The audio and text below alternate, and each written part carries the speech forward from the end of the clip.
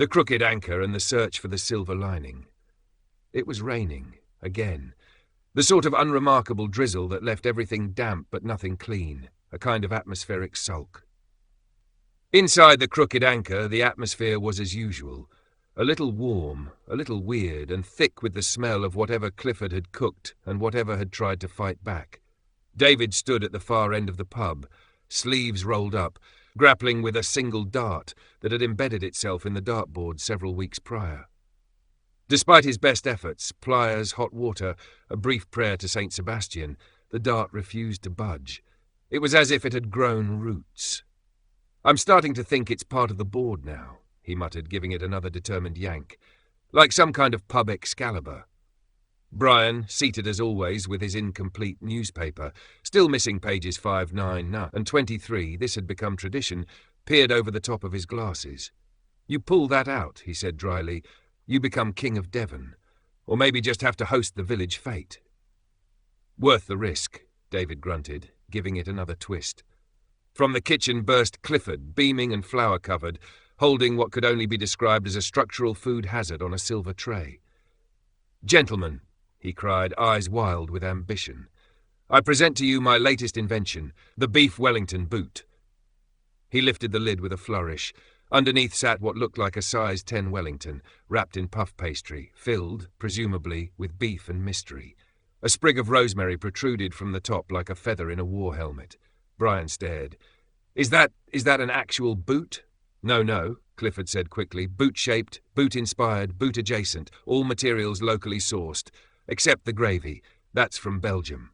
He winked. David leaned over. "Does it come with laces?" "Only if you order the deluxe version," Clifford said proudly.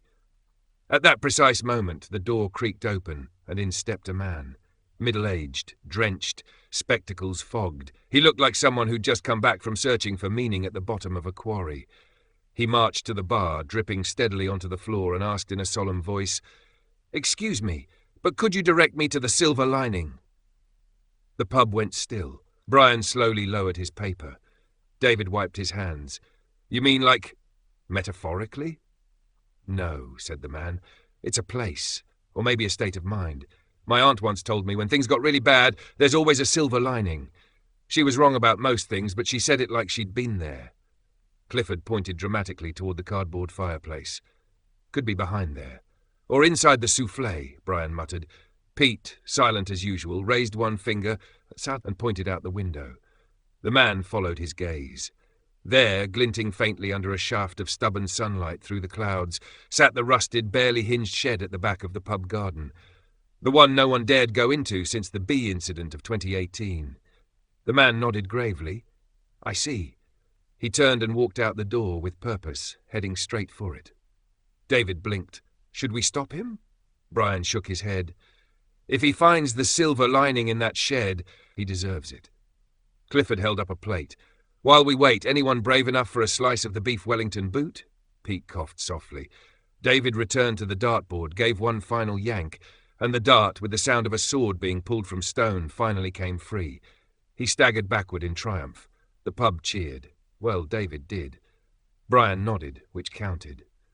Outside, the man reached the shed, opened it slowly, and immediately shut it again, walking briskly away, mumbling something about spiders and unresolved trauma. Inside, life went on. The dart had moved. The boot had not. And perhaps, as far as Lower Taddlecombe was concerned, that was the silver lining.